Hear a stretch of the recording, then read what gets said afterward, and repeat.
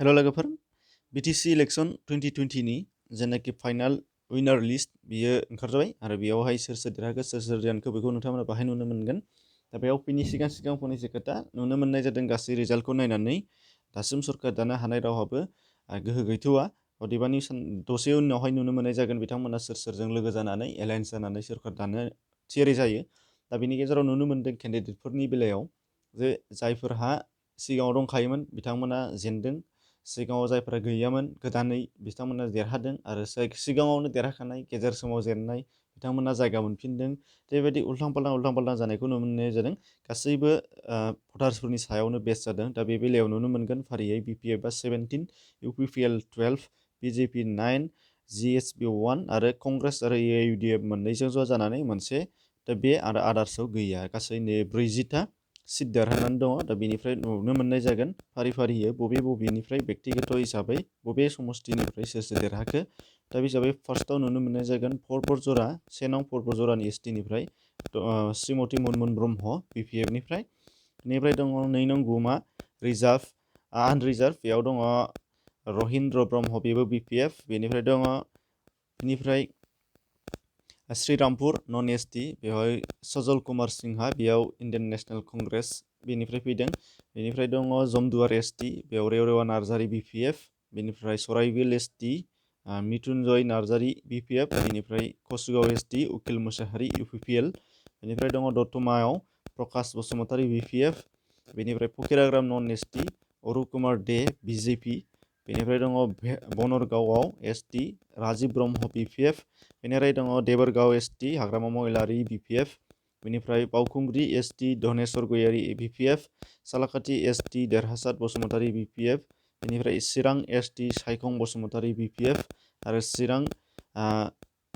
चिरां दुवार्स बेयाव रनजित बसुमतारी UPPL।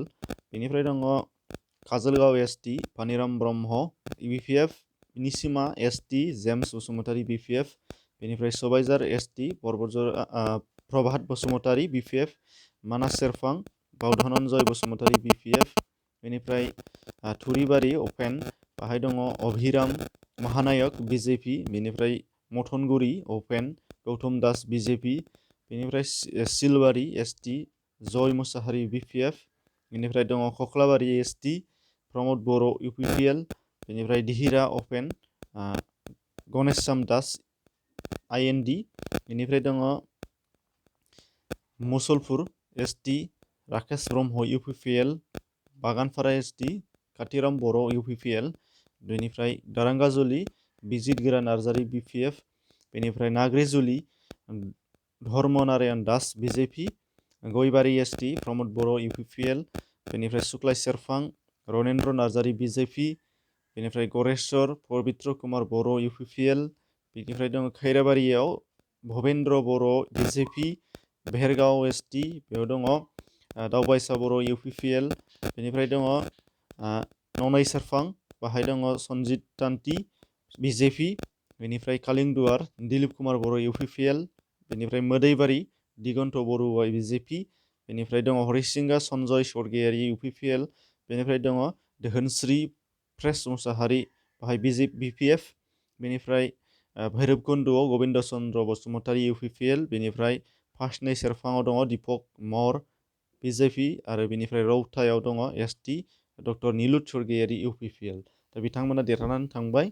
दा बिथांमोना जाहैबाय केन्डिडेट। दा केन्डिडेटनि उनावहाय जोंना केडार एबा सापर्टारफोर थायो। दा बे बेलायावहाय नुनो मोनगोन जोङो गोबाङानो गोबांखौ सापर्ट खालामदोंमोन, सोरनाबा देरहाबाय सोरनाबा जेनबाय। दा बेनि बेलायाव जों गावजों गाव जेननाय देरहानायखौ लानानै जाहाथे मोहेरलायनाय नायलायनाय आरो फिन जाफिना। दा जेननाय देरहानाया बयनावबो थायो। जेननाया देरहानायखौ नुनानै थुलुंगा थाबाय आरो देरहानाया जेननायखौ नुनानै अनसायफिननो रोंनांगोन। दा बे बेलायाव जों गावजों गाव गोरोबनानै थानायनि सम फैफिनदों। दा बेखायनो आसा खालामो जोंनाव जानाङै जाथायफोरा फिन जानाय नङा। एसेनोसै, गोजोन्थों।